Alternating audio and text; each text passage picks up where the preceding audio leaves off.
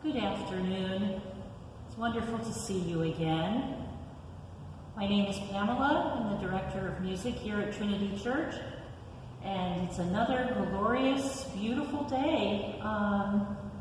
After a very challenging and difficult week, it seems the weeks come with challenges. And I feel like by the time I get to do this video, all the more need and reason for the music to come through and lift us up and carry us. And this particular week, I've chosen a piece of service music. You know, it's during this time of COVID, during service, we haven't been singing the usual parts of the service that we sing so that more people can participate since there's no congregational singing. And I know I'm just missing the service music so much, the parts of the service that we ordinarily would sing. And I know that here at Trinity, or at least my understanding is here at Trinity, you don't usually sing the Lord's Prayer. And the Lord's Prayer seems to be optional in terms of whether it's sung or not in most churches. Many churches actually do not sing the Lord's Prayer except for a special event or a feast day or a holy day or something kind of out of the ordinary. But during the regular course of the year that it's not sung. And so I just thought that I would introduce this one today for those of you that don't know it. Some of you may know it. It's a beautiful piece of music. It's S standing for the service music. S150 in your hymn book. And you have the sheet in the link if you'd like to prefer to do it that way. And they're calling it a contemporary version of the Lord's Prayer. I'm not sure that it will live up to contemporary in the minds of some of you, but in this genre, this is a contemporary arrangement written by David Hurd, marvelous musician, great composer, organist, choir director, incredible musician.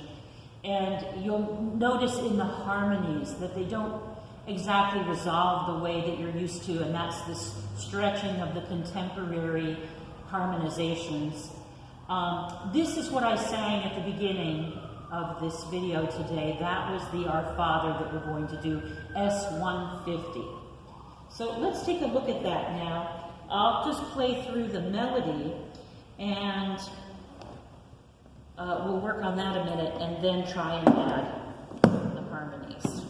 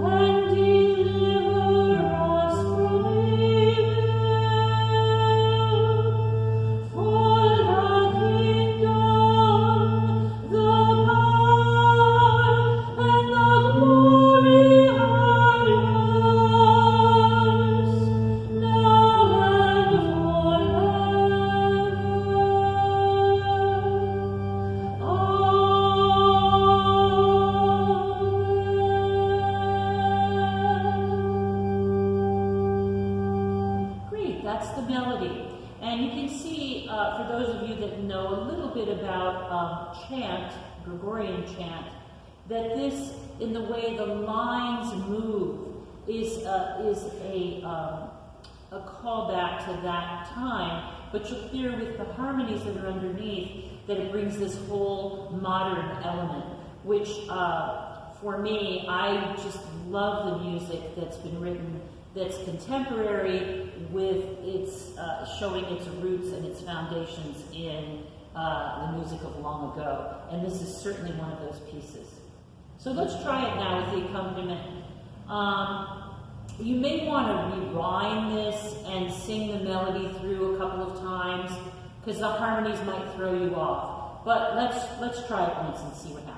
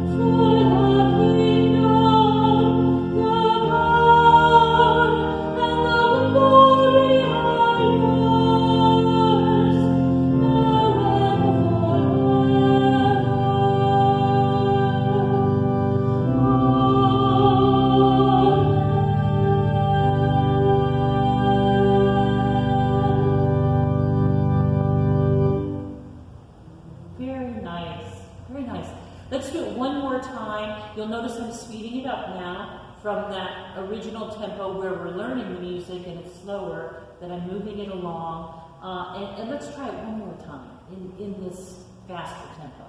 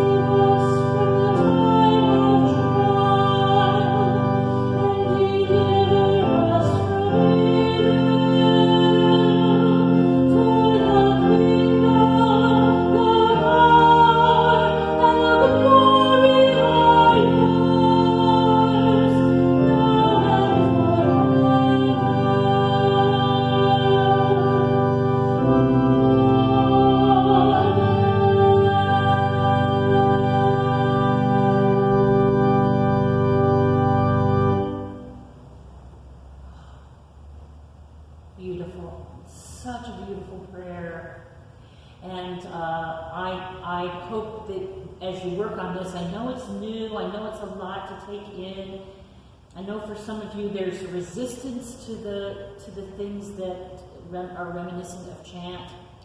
But, you know, if you can just try and suspend perhaps old ideas of something and just open yourself to this, in this time particularly. I find pieces of music for myself that when things are, you know, for me personally, I find myself in these challenging times with more time spent in prayer and being uplifted by pieces of music that, you know, I have a nice relationship with, but that take on a deeper significance and meaning and value for me in the complexity of these times. And at this time, as you'll see as we move further on with the video, I chose this time to introduce this prayer and to open ourselves to a beginning relationship for some of us with singing the Lord's Prayer, hopefully for some point in the future in a service that we can do. But even just for now, just to sing through with the video and just appreciate vocal prayer for in the intimacy of your own home and your own meditative work with the video of what this can do and how uplifting this can be for you. But also during this time particularly that we sort of have this overlap of complications with coming into Thanksgiving. And I know here again for myself, and maybe this is too much information for you, but Thanksgiving is always mine. I have 3 children, all adult children, all married, all with lives of their own. But Thanksgiving, regardless of everyone's schedule, has always been mine. I love to cook, and I love doing Thanksgiving. Not going to be able to do it this year, not in the same way. So, of course, your first reaction is, wait a minute, Thanksgiving's mine. Like, that's sacred, leave it alone. And here again, it's having to surrender and accept. And then on the other side of that, the disappointment, the frustration, certainly this year, the fear. I mean, after all of that, really still, in spite of the challenges, the gratitude. For me, myself, grateful at this point. Thank you, Jesus. I'm alive. And that to me right now, with family, is a lot. And I'm deeply, profoundly grateful for that. And so, yes, so Thanksgiving, I find myself this year, more deeply in prayer, more deeply leaning on, for me, the musical prayer and the vocal prayer that lifts me up and helps me move into a place of gratitude for what I do have, for what is here. And that's what the video is about today. So this is the prayer, the vocal prayer of our Father in heaven.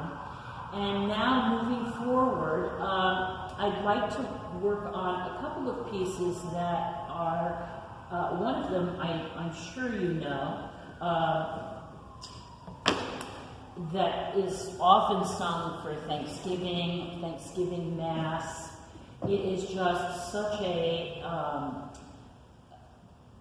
a celebration of all things beautiful and all things to be grateful for. And that's number 416, 416, for the beauty of the earth. Now, this is an interesting arrangement that is not necessarily as popular or as well known as these words with the Dix melody, which we're going to talk about. But I know just from how the women in the choir responded to it that you all must know this and have been singing this. So even if this tune is not as familiar as the other, I really want to work on this today because actually Marilyn and Lisa are coming in to decorate the altar for us in Thanksgiving fashion so that we can have a real celebratory experience of our gratitude and grateful certainly for the beauty of the church and all the abundance that's before us laid out. And so yes, so I just wanted to be sure that we had these 2 tunes ready and as part of our celebration. And maybe I'm sure some of you won't be able to get in for Thanksgiving, and And so perhaps, we would be having trouble with the internet, and they're working on it. I'm sure that it will be fixed by Thanksgiving. But just in case, we can have our gratitude moment here and our moment of Thanksgiving with these psalms and your singing. So now this is 416, for the beauty of the earth. And as I say, this is the different tune.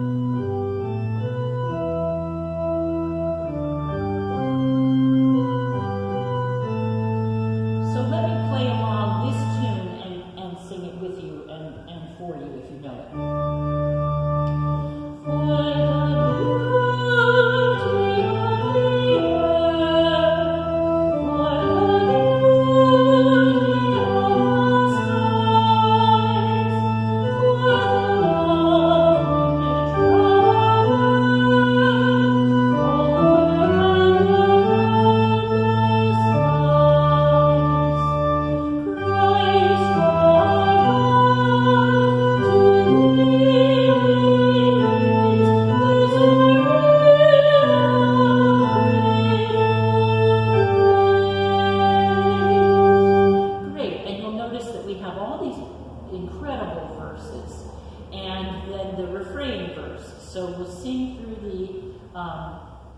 Verses and to the refrain. Ordinarily, when you have a verse-refrain song, you do verse, refrain, and the refrain meaning that little chorus, that little tag line at the bottom. Verse, refrain, and so it goes. In this instance, because of what we're doing with the choir women, we're going to put a couple of verses together and then do the refrain. That may confuse you right now, so I'm not going to work on it that way. We're going to do verse refrain right now. But when we actually do this, after we're finished with this tutorial part, and we actually sing it for the setting up of the back altar, you will see it may be a little confusing about what verses go together and then the refrain, but you'll figure it out, and then of course you can always just repeat it and do it again, which I hope you will. So now let's add the accompaniment. We're just going to go straight through. I will start slowly for you to, familiarize yourself with this. But then perhaps you'll notice, that I'm going to speed up a little bit as we go to bring the natural movement of the music forward. That comes out and just comes tumbling out on its own as we really learn the piece and begin to let go of it. So slower in the beginning, and then we'll move along.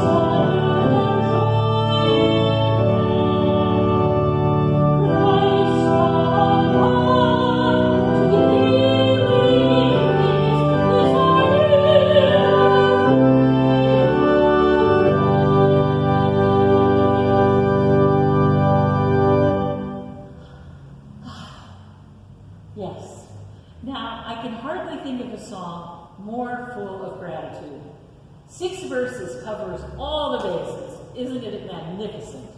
Okay, so now moving to the Dix tune, which is number 288, number 288.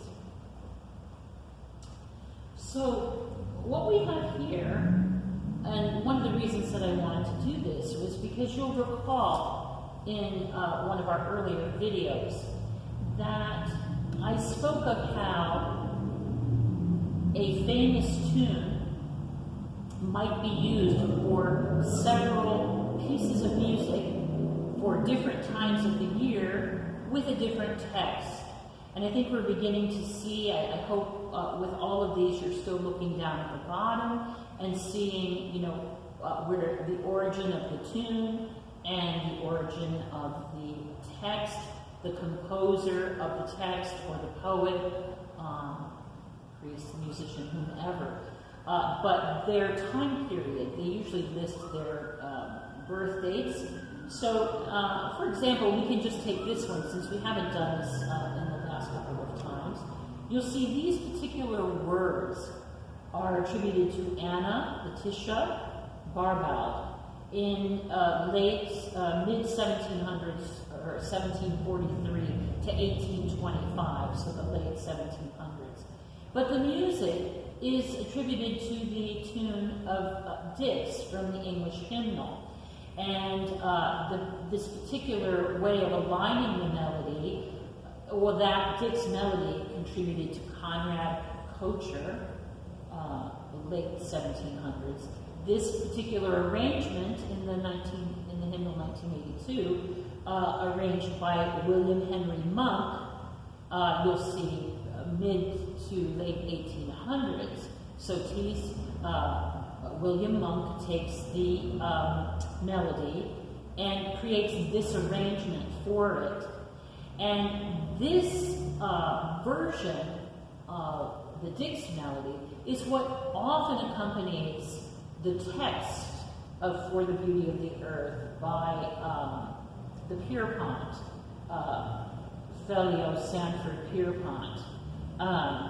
Often, and the words, often going with the Dix melody, which I'm sure you've probably heard in other churches.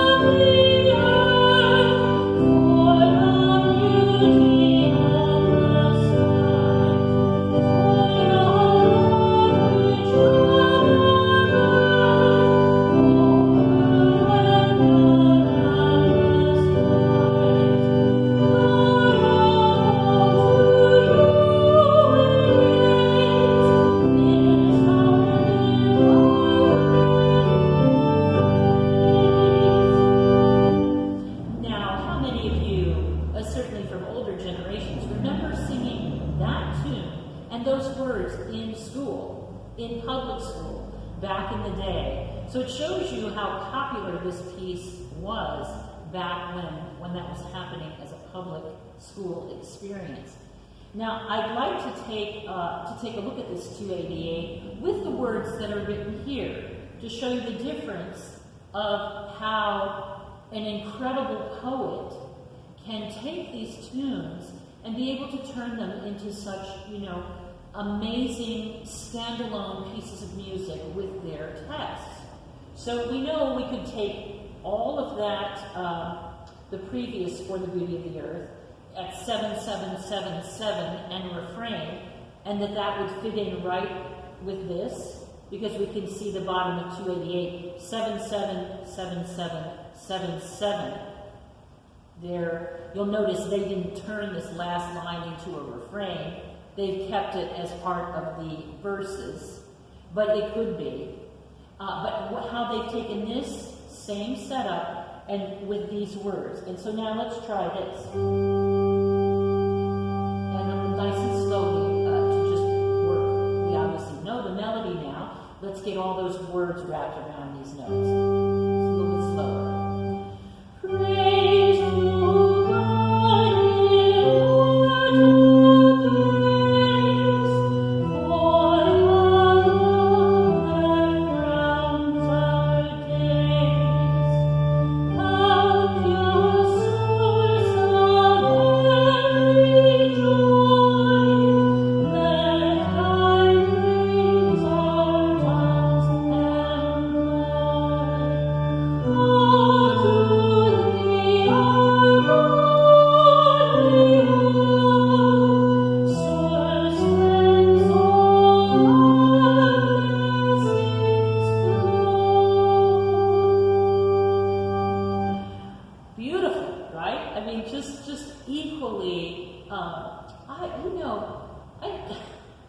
I'm just so thankful for beautiful sacred music. It just, regardless of my funk, whatever it may be, it just digs down in deep and lifts you right up. And the harmonies, the complexities, it's like being in a washing machine of complexity, of melodies and the harmonies. And when you come out of the wash, you're just clean and bright and happy for however long that lasts. But this is, here again, another incredible version of this song. So let's do this, and we'll do the first verse a little bit slower with the accompaniment, and then speed up as we go. And of course, the very beginning, introduction.